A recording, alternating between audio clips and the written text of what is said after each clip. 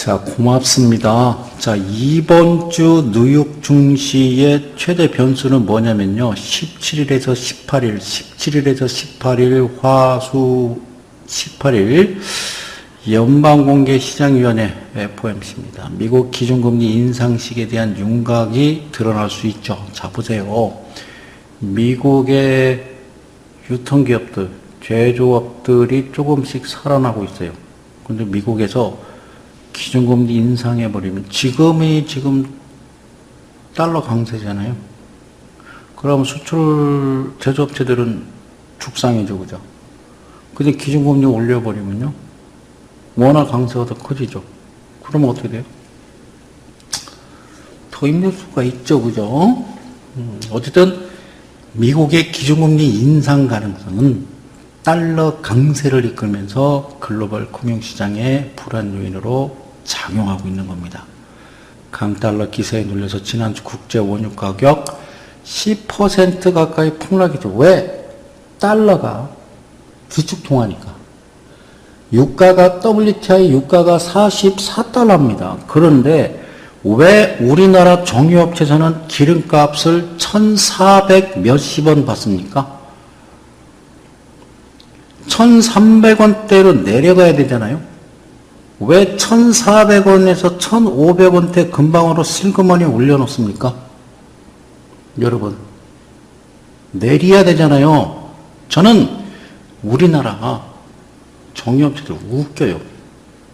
야, 또 조금 반등하니까 잽싸게 올려놓습니다. 지금 44달러면요, 기름값 900원 해야 돼, 900원. 900원, 1000원 해야 돼, 이 썩을 놈들아. 그죠? 그럼 뭐라 그러냐면 정유업체에서는, 야, 무슨 말을 그렇게 해? 그러죠. 왜? 야, 비쌀 때 들여와갖고 정제한 거 파는 거요. 그러면 쌀 때 지금 들여오는 거는 나중에 니들이 싸게 팔 거냐는 거예요. 그렇지는 않는다니까요, 걔네들은. 그래서 욕을 먹는 거야, 있는 새끼들이. 예? 동명을 못 얻는 거야. 10% 가까이 폭락을 했습니다. 기름값 내려놓으시기 바라고요. 뉴욕 증시 3주 연속 약세 마감됐죠. 미국의 기준금리 인상 시기에 대한 전망은 몇 월이냐면 6월과 9월입니다. 6월이냐 9월이냐. 그러니까 중앙은행인 연방준비제도가 6월 인상을 염두에 두고 있다면 이번에 FOMC에서 신호를 줄 가능성이 크죠. 6월 인상에 무게가 실리면 지정학적 리스크 등으로 여전히 글로벌 경기가 불안한 상황에서 주가에 적지 않은 부담이 될 수가 있어요. 다만 이 FED가 기준금리, 금리 인상 시기에 대해서 확실한 신호를 주는 게 오히려 불확실성 해소 요인이 돼서 우리나라 같은 경우는 이제 장기적으로는 주가에 긍정적일 수 있어요. 너희들은 이미 이렇게 갔으니까 그러거나 말거나 우리는 신경을 안 쓰지만, 아니 니네들은 신경을 안 쓰지만 우리는 장기적으로 좀 긍정적이 돼야 된다라는, 그거는 불확실성을 해소해 줘야 된다. 다우 S&P 500 지수 0.6, 0.8 하락해서 3주 연속 빠졌대. 야, 씨, 빠진 거야, 이게. 나스닥 지수도 1% 하락했대. 야, 2주 연속 약세다. 이게 빠졌냐? 이게 빠졌냐고요, 그죠? 야, 씨, 장난 아니겠죠? 여기가 2008년이거든. 야, 씨. 아우, 이렇게 올리고서 우리도 빠져도 우리 이렇게, 아우, 진짜, 아우, 짜증나요. 짜증나요. 우리도 저렇게 해놓고, 아우, 참, 기가 막혀서. 응? FED는 현재 기준금리 인상과 관련해서 좀 인내심을 갖겠다는 표현을 좀 사용하고 있습니다. 이 인내심이라는 표현은 과거 그 나이 먹고 안경 쓴 놈 하나 있어요. 앨런 그린스펀이라고, 파티가 한창일 때 접시를 빼라고 한 놈. 이 그린스펀, 버냉키 이전 그 FRB 의장이에요. 걔가 사용했던 거예요. 인내심이라는 표현이. 2004년 5월 FOMC에서 인내심표현을 삭제한 후에 6월 FOMC에서 기준금리를 인상한 바가 있습니다. 이것 때문에 만약에 이 FED가 6월에 기준금리를 올리겠다는 계획을 갖고 있으면 이번 FOMC나 뭐 다음 달 말 FOMC에서 인내심표현을 먼저 삭제할 것으로 일단 보고 있는 거예요. 월간은. 그러니까 인내심표현이라는 게 유지되느냐가 이번 17일, 18일 FOMC의 최대 관전 포인트입니다. 우리 FOMC 투표 공간을 갖고 있는 이 통화정책위원들 중에 이 데니스 록하트 애틀란타 연준 총재, 제프리 레커 리치먼드 연준의 총재가 최근 6월이 기준금리를 인상하기 아주 적절한 시기라는 입장을 밝힌 바가 있어요. 이번에 FOMC에서 만약에 인내심표현이 유지되더라도 얘네들이 반대표를 행사할 가능성이 있다 없다? 있는 거예요. 그래서 지난해 FOMC에서는 이 댈러스 연준 총재 리처드 피저죠. 예. 그 다음에 미니애폴리스 연준 총재, 지금은 뭐 물론한 찰스 플러스 전 필라델피아 연준 총재가 지속적으로 반대표를 던졌죠. 근데 이들 세 명의 지역 연준 총재들이 순번제에 따라서 모두 물러난 지난 1월 올해 첫 번째 FOMC에서는 만장일치로 현 통화정책의 유지가 결정됐습니다. 그 만장일치가 찬성 의견이 나온 것은 지난해 6월 FOMC 회의 이후 처음이에요. 그래서 이번에 이 FOMC에서 인내심 표현이 유지되더라도 반대표가 나온다면 기준금리 인상 시기는 한층 뭐로 가까워졌구나 이렇게 여러분들이 해석을 할 수가 있는 거예요. 그래서 미국의 기준금리 인상 가능성에 지난주 달러는 강세 흐름이 이어갔고 6개 주요 통화에 대한 이 달러 가치 보여주는 게 달러 인덱스라는 게 있어요. 지난주 2003년 4월 이후 처음으로 100선을 돌파했어요. 그리고 유로와 달러 환율도 유로당 거의 1대1 가까이 1.05달러 이하로 떨어졌는데 이번 주 FOMC 결과에 따라서 달러 강세가 가속화돼서 완가리 완펀치 1유로 1달러. 아직 그런 성급한 전망도 나오고는 있습니다만 그래요. 그리고 또 우리가 또 신경 써야 될 거는 실업률입니다. 실업률 예상치 낮출 것으로 보이는데 변수는 물가 예상치죠. 그죠? 그래서 이번에 FOMC에서 올해에서 2017년 경제지표 예상치도 수정을 합니다. 그래서 지난해 10월 FOMC에서 2015년 경제성장률 예상치를 기존과 똑같이 유지한 채 실업률과 물가 예상치를 하향 조정한 바가 있거든요. 그래서 여기까지는 여러분들이 하실 거라고. 어쨌든 그래요. 일본 얘기를 또 하나 좀 해야 되는데, 음악을 들으면 돈이 들어오는 방송, 주주모임님. 드디어 오셨네 또. 예. 어서 오십시오. 일본의 통화정책회의, 이 유럽연합 정상회의. 유럽에서는요, 18일부터 19일 벨기에 브뤼셀에서 유럽연합 EU라고 그러죠. 정상회의 진행됩니다. 그리스 구제금융 러시아 경제 제재 이거 논의될 예정이고요. 그리고 이제 유럽중앙은행 ECB 그죠? ECB 욕하는 것 같죠, 그죠? ECB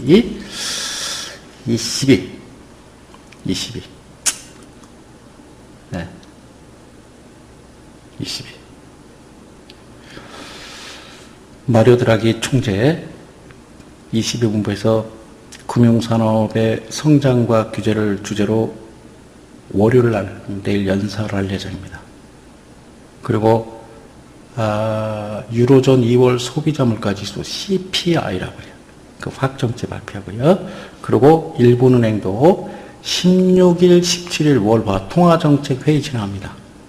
그리고 그 다음 날 18일에는 일본 재무성이 1월 무역수지 공개한다. 무역수지가 뭐예요? 예?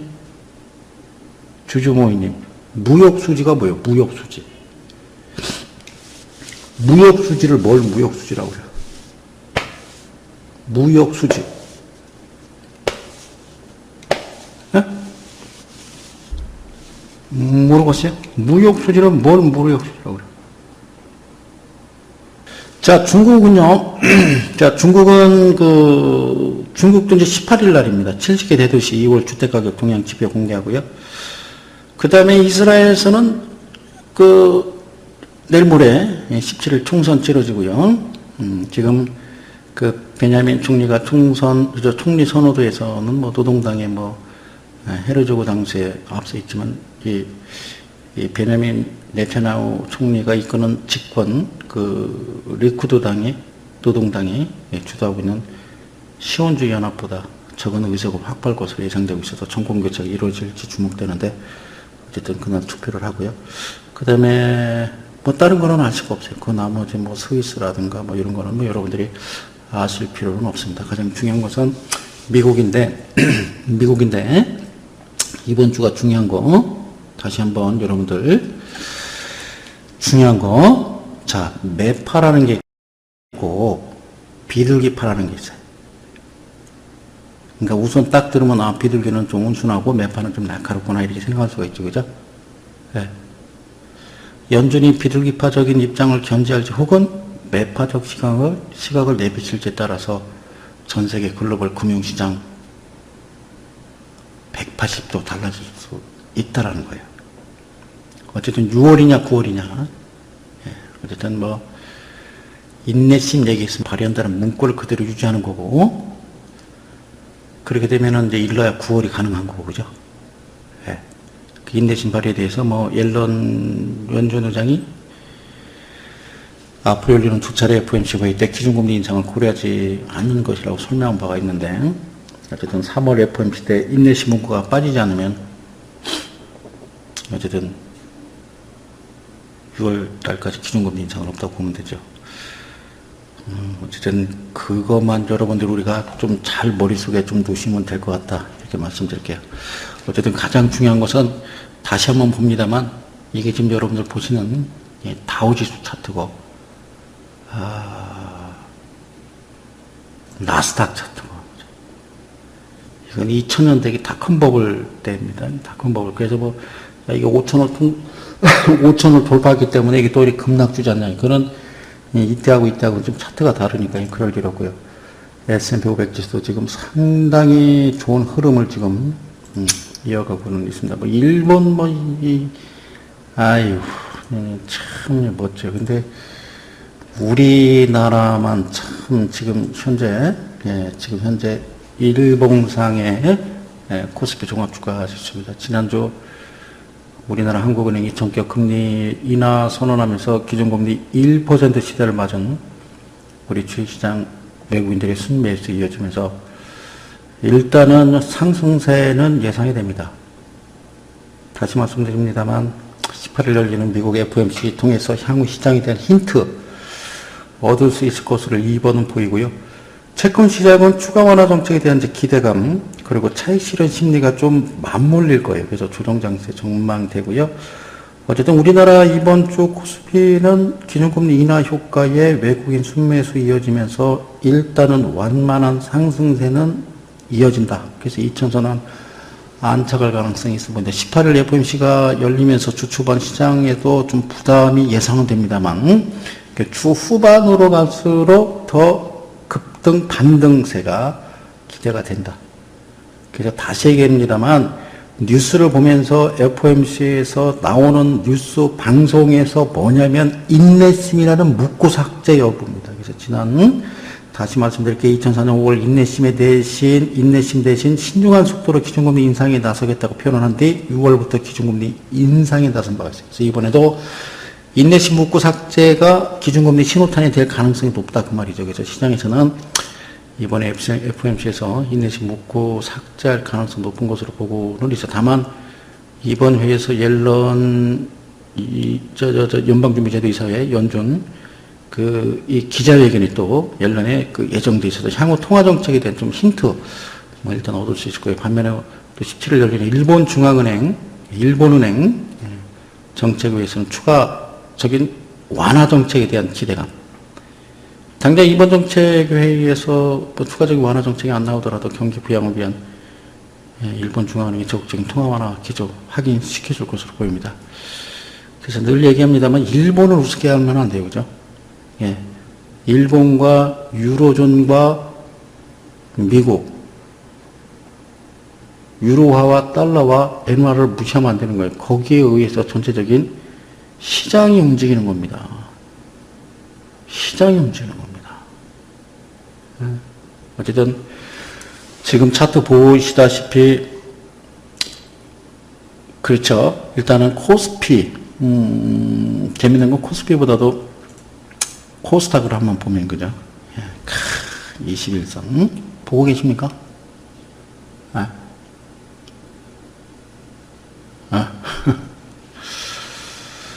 자, 어쨌든 코스닥은 뭐 이런 흐름 이어가고 있고요. 예, 코스피는 또 이런 흐름 이어가고 있어요. 그죠? 예, 일단은 한번 밀리긴 했죠. 그죠? 예, 밀렸다가 다시 이제 갭상을 해놨는데, 어쨌든 뭐, 코스피 시장의 대형주가 뚜렷한 어떤 방향성을 보이지 않는 어떤 상황에서 중소형주 중심의 좀 오히려 코스닥 시장에 좀 무게가 좀 실리는 좀 그런 것 같은데요. 다만 이제 주요 테마와 종목 간의 실적 개선 종목이 어떤 순환매 양상 뭐 이어지겠죠. 어쨌든 코스닥은 괜찮습니다. 634포인트, 600선 넘어서면서 뭐 업종 종목도 합돼서 지금 뭐 여러 가지 좀 옥석가리가 진행되고 있습니다만, 어쨌든 저는 여러분들한테 말씀드립니다만 테마 종목 이런 거 별로 좋아하지 않아요. 뭐 급등주 이런 거 별로 좋아하지 않아요. 그리고 특히 추격 매수 같은 거 그런 거는 여러분들은 뭐 저는 좋게 생각 안 해요. 단지 기준금리 1% 시대 채권시장 어쨌든 당분간 차익 실현 심리 나타나면서 일시적인 조정 장세 예상이 되고 시장에서는 이제 추가로 완화 정책 내놓을 것이라는 좀 기대가 완전히 갇히지 않아서 뭐 단기물의 가격 부담은 크지 않는다는 게 설명인데 다만 10년 이상 장기물은 상대적으로 약세를 보일 전망이고요. 미국채 10년물 금리가 뭐 상승하면서 국고채 10년물 금리가 상대적으로 고평가 영역에 진입했다는 판단에서 그렇습니다. 외국인들이 10년 국제 선물을 지속적으로 매도하고 있어요. 어쨌든 그런 건 여러분들 아실 필요 없고 고맙습니다. 예. 자, 일단은 다시 그렇죠. 얘는 이제 빼버리고요. 예, 나갔습니다. 13일입니다. 지난 금요일 우리 최경환 경제부총리 겸 기획재정부 장관님께서 지난 13일날 경제 살리기 위해서 기업들도 청년 고용과 적정 수준의 임금 인상에 동참해달라 이렇게 강조를 했습니다. 자, 체계 협조 당부한 날 기업들 지금 칼날을 들이댔습니다. 그죠? 이완구 국무총리께서 지금 사정 정국으로 몰고 가고 있어요. 우리 박근혜 대통령 정부께서 네. 지금 모르겠어요. 저 개인적인 생각인데요. 정치적 의도가 있으면 안 돼요. 그러니까 여기서 지금 우리가 주가가 팍 치고 올라가야 되는데요. 자, 한 가지 우리가 알아둡시다. 우리가 어떤 정책에 의해서 전체적인 무슨 이 경제부총리가 기획재정부 장관이 뭐 이래서요. 뭐 어쨌든 뭐 금감원 뭐 이래서 주가가 가는 적은요. 우리나라 역사 하나도 없어요. 언제부터냐? 우리가 IMF 이후부터는요, 그렇게 가는 게 아니에요. 무조건 외인에 의해서 움직인다. 1번. 외인에 의해서 움직이는 거예요. 아무런 관련이 없어요. 단지 전체적인 흐름이 글로벌 시장과 같이 따라가야 되는데, 거기에 대해서, 그러니까 우리가 이렇게 생각하자고요.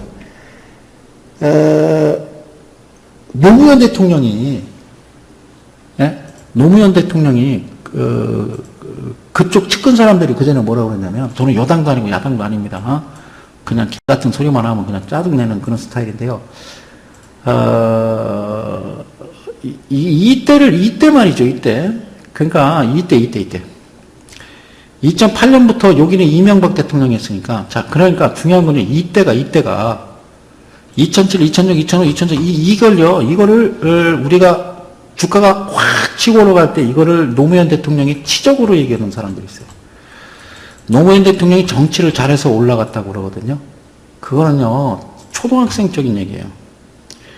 무슨 말을 하고 있는 거예요. 그죠? 예, 여러분들, 절대 여러분들 그 주식하시면서 우리는 아무 힘이 없어요. 그러니까, 어때는 미국 주가입니다. 미국 주가. 예, 미국 주가가 여기가 2003, 2004, 2000, 여기 똑같잖아요. 그죠? 똑같이. 똑같이 이렇게 된 거예요. 똑같이. 그죠? 그냥 같이 가는 거예요. 같이. 이건 지금 이만큼 얘들이 갔으니까 이렇게 나오는 거고. 이해 가셨어요? 그러니까 우리도 똑같이 이렇게 되는 거예요. 내 말 알아먹었어요? 못 알아먹었어요? 그럼 빠진 거는 노무현 대통령이 잘못해서 빠진 거야? 아니잖아요. 뭐 위기예요? 미국의 금융위기죠. 그죠? 미국의 서브프라임 모기지론 때문에 이런 거고. 그죠? 그래서 이렇게 갔으면 우리도 가야 돼요? 안 가야 돼요? 가야 돼요. 가야 돼요. 단지 분위기만 흐트러뜨리면 안 돼요. 분위기만 흐트러뜨리면 안 된다는 거예요. 지금. 그죠? 물론 좋은 얘기죠. 청년들 고용하고, 그리고 지금 적정 수준의 임금 이상 해달라고. 누구 흉내내는 거예요? 아베죠, 아베. 아베는 정책을 펼쳤잖아요, 제대로. 그리고 일본을 본따 가면 안 돼요, 우리는. 그죠? 여기서, 13일날 서울 대한상공회의소에서 경제부처 장관, 경제 5단체장 점심을 먹었어요. 간담회를 했는데, 경제 활성화는 정보 노력만으로 한계가 있다. 그래서 청년들, 대학생들, 졸업자들 막 뽑고, 그 다음에 지금 있는 직원들 월급 좀 빡빡 올려줘. 그래야 소비가 살지. 라고 얘기하잖아요. 그 재계에서는 뭐라고 그래요? 그러니까 여러분들이 장사를 해요. 여러분들이 김밥집을 하고 지금 삼겹살집을 해요. 장사 진짜 안 되잖아요. 근데 최경환 총리가 뭐라고 그래요? 야, 주방에서 일하는 사람, 그 다음에 서빙 보는 아줌마들, 당신들 월급 좀 더 올려줘. 그 얘기예요. 그럼 여러분들 뭐라고 그러는? 여러분들 뭐라고 입에서 무슨 얘기 나와요? 경기가 안 살으니까 너희들 장사 안 되는 거 알지만 돈 더 주라고 그러면 안 되잖아요. 산업 경쟁력이 떨어지는 거예요. 물론 새로 임기 시작하는 경제 5단체장 상견례하는 자리 겸해서 열렸다고 하지만 첫 만남 그래요. 어쨌든 좋아요.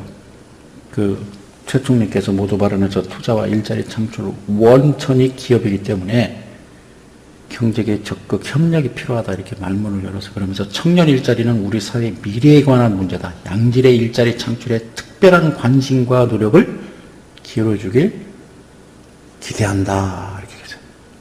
그리고 적정 수준으로 임금을 팍팍 올려줘서 소비가 회복될 수 있도록 힘을 모아주길 바라고 대기업은 협력업체에 대한 적정 대가 지급을 통해서 자금이 중소기업 협력업체에 흘러갈 수 있도록 협조를 당부한다.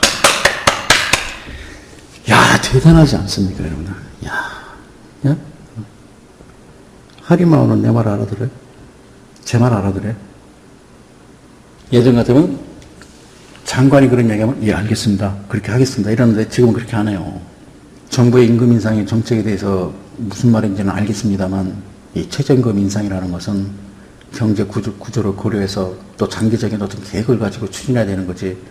임금이라는 건 한 번 올리면 내려가지 않는 하방 경직성이 있다. 그리고 최저임금 인상은 결과적으로 산업 경쟁력을 악화시킬 수 있고 생산성이 떨어지니까 부작용을 최소화하는 정책이 필요하다.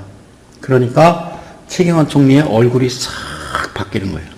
지금은요, 정부가 어떤 식으로 좀 해줘야 돼요. 근데 지금 모르겠어요. 이 얘기하고 여러분들 종목 얘기 좀 잠깐 좀 해드리고 끝나도록 하겠습니다. 이완구 총리께서 그제 대국민 담화를 합니다.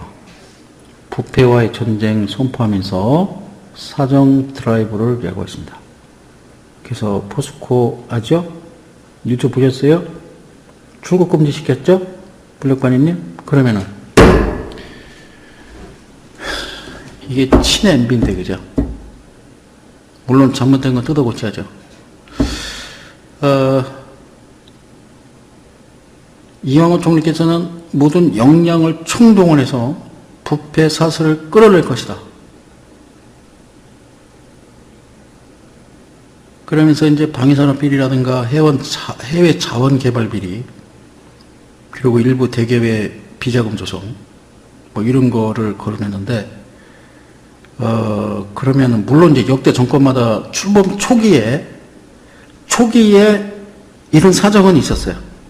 대대적인 사정 들어가고, 잘라버리고 자기 측 사람을 집어넣는 거거든요. 그래서 정권 5년에 2년이 지난 후 3년부터 주가를 움직이는데, 근데 그동안에 이제 이렇다 할 사정 수사가 없었죠. 그거는 왜냐면 같은 당이잖아요. 그죠? 같은 당에서 같이 왔기 때문에. 어쨌든, 그, 부패와의 전쟁은 중요해요. 그죠? 그래서 어떤 그런 거 있어요. 이완구 총리께서도 뭐 어떤 그런 거, 뭐 특히 이제 대기업의 비자금 조성이라든가 뭐 이런 거 막 하는 게 좋아요. 근데, 그거는 지금, 좀 아니지 않나요? 지금 그 주식하는 사람들 입장에서는 글쎄요. 어쨌든 그걸 미리 하든가, 그죠? 예, 이제는 이제 기준금리까지 내렸단 말이에요. 1%대 기준금리 시대가 열렸기 때문에 이런 걸 하게 되면 주가는 안 가요. 빠집니다. 즉, 안 들어온다고요. 자금들이 안 움직인다고요. 이해가 됐어요? 예. 그리고 지금 이 상황에서 기준금리를 1.75로 내린 상황에서 이런 어떤 정치적 혹시 의도가 깔린 그건 아니겠습니다만 그런 사정 정국으로 몰아가게 되면 진짜 주가 안 갑니다.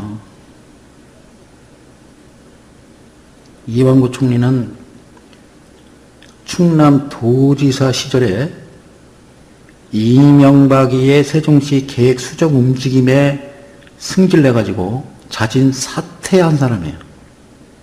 그 뒤부터 이명박 정부로부터 아주 집중적인 사찰을 받아서 혈액암에 걸렸다고 토로한 바가 있습니다. 그래서 너도 한번 죽어봐라 그래서 어쩐 이런 해외 자원 개발 비리, 물론 해야죠. 해서 잘못된 거는 박살을 내는 게 맞긴 맞는데 지금 아니에요. 여러분들 때가 그죠? 저는 개인적인 혼자 사견입니다만 그건 아니라고요. 주가 안 가잖아요.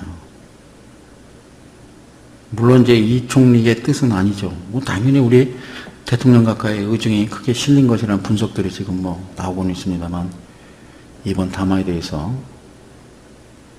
이명박 측 사람들은 예민한 반응을 보고 있는 거예요. 도대체 이 사장의 수사의 칼날이 어디를 향할 것이냐.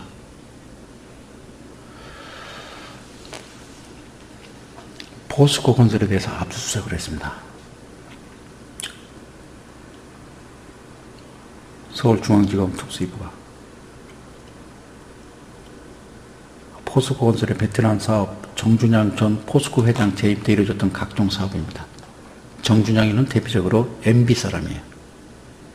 이들 사업에서 검찰 얘기는 전 정권 실세 개입 의혹 파칠 계획인데 어쨌든 뭐 여러 가지 이름이 거론되는데 이명박 정부의 실세입니다. 그런데 이명박 대통령이 잘못한 게 뭐냐면 책을 냈어요.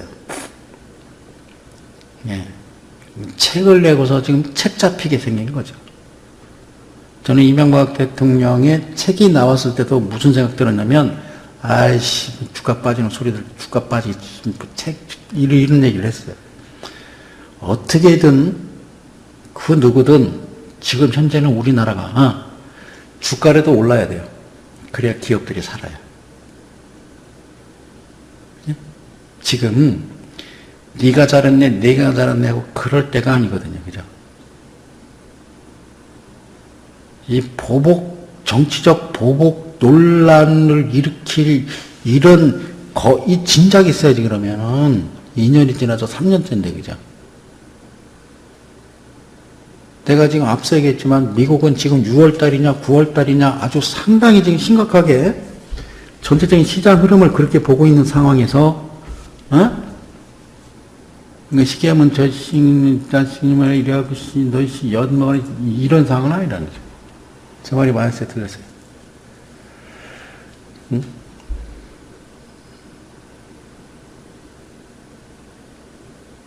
이명박 전 대통령 측은 이제 상당히 지금 불쾌할 거 아닙니까? 응? 근데 새누리당 내에 이명박 파가 있고 또 박근혜 대통령 파가 있고 이도저도 않는 파도 있고 막 여러 가지 파들이 있잖아요. 그래서 그런 게 자꾸 생기면 안 되잖아요. 그죠? 예.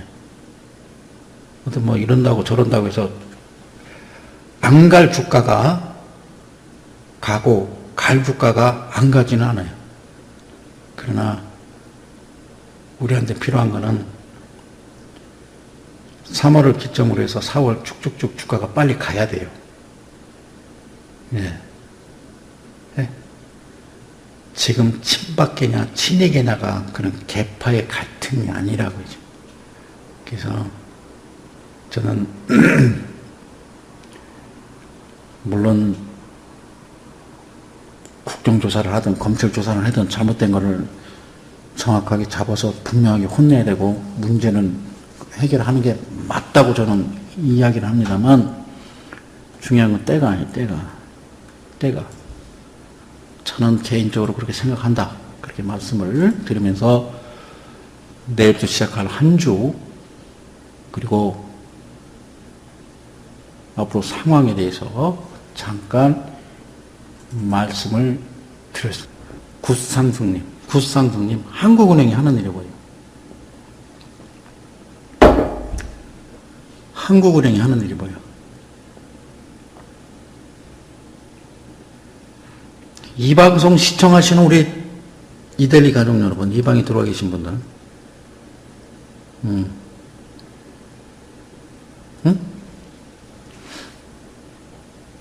한국은행이 하는 일이 뭐예요?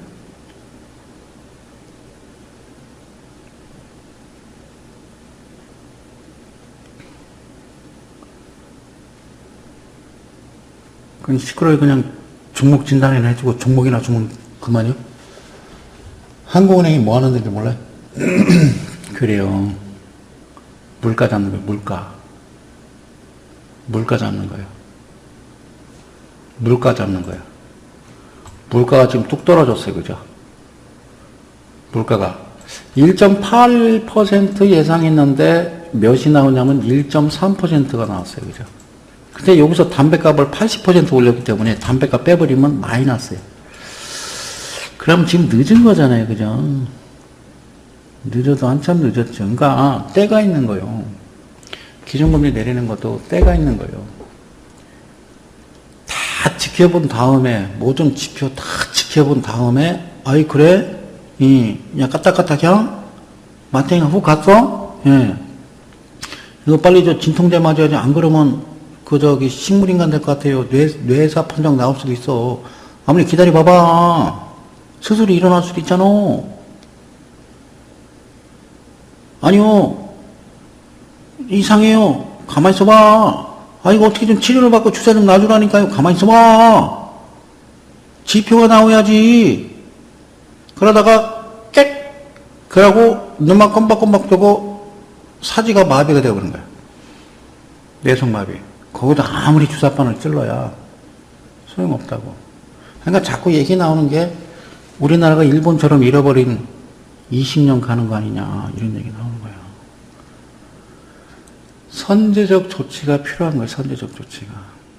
지금은 기준금리 올릴 때라 내릴 때가 아니라.